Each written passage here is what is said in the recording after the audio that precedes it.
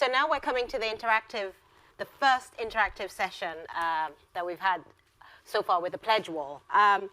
Please use the QR codes up on the screen. Let us populate the pledge wall. And what we're looking to populate the pledge wall with is the key takeaways from the panel session. For me, I would say my key takeaway, the one thing I'm going to take away, because Suzanne summarized very well, but that new leadership model from Steve, for me, that was my key takeaway, because it's very easy for us to have the senior management and the C-suite who look the way they look, the traditional composition of C-suite, to think that they are woke and making the right decisions and caring about the right things.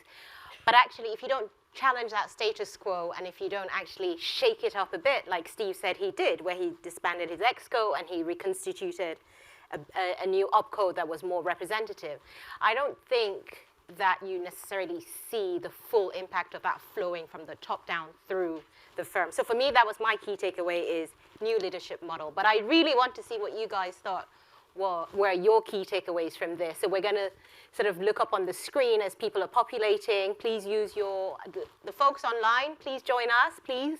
Let's see what you thought about the key takeaways here. And also, as you look up on screen, if you see something that actually resonates, please like it, like we do on social media. Give it a like. And if you see something that doesn't resonate actually, or you disagree with, please give it a thumbs down. So it would be good for us to see what actually would be the more popular takeaway that people feel they resonate with from this panel. Another thing that really stood out to me, I mean, I love Darren's story, amazing story there, but equal is not always fair. I'm going to steal that one, I think. I think at some point you will hear me say that, or you will see me write that somewhere. But I couldn't agree with you more. I think very many times with the fear of saying or doing the wrong thing, a lot of managers and senior managers try to treat everyone the same for fear of showing some sort of bias or being accused of bias. But again, equal isn't always fair. So we must remember that. That is definitely a key takeaway. Let's see what else is coming up on here. Yeah, equal is not always fair. That's definitely up there. 30 likes so far. I'm liking that. That's definitely trending. Diversify the dinner table. Yes, definitely. I think we must do what we can this weekend to diversify our dinner tables. Please plan those dinner parties. Power reverse mentoring, that again is something that resonates. I think, although I would say that the one thing with that reverse mentoring is, are there actually enough junior diverse talent within the firms for you to have enough to mentor, to reverse mentor your senior the senior C-suite members within the firm? So whilst that's good in theory, is it actually something that we can do in practice? I've been a part of a reverse mentoring program all year long, and I can't emphasize enough how great it is where you can build that frequency of touch with someone who's quite senior, and then actually they get to see from a different perspective what you feel as someone who identifies with a certain demographic that they don't identify with.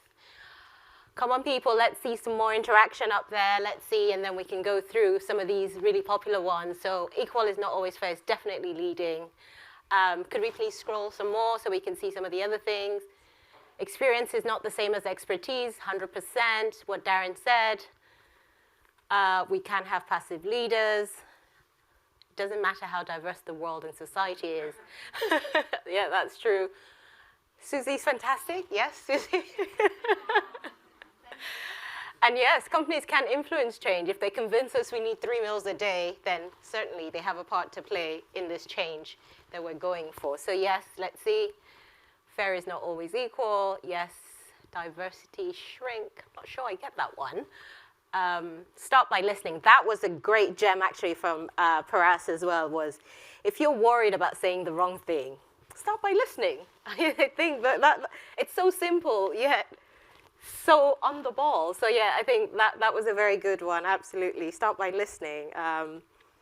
And this whole fear of cancel culture and saying the wrong thing, I think that's the thing is, if you're not brave enough to make a start, you will never leave the starting blocks. And so really, as Paras said, start by listening. Use inclusive language. Diversity is a reality, 100%. If you see things that resonate, please vote for it. Thumbs up, likes. Let's see what's resonating. Folks on the line, please vote as well so we can see what's resonating with you outside of the room. All right, thank you.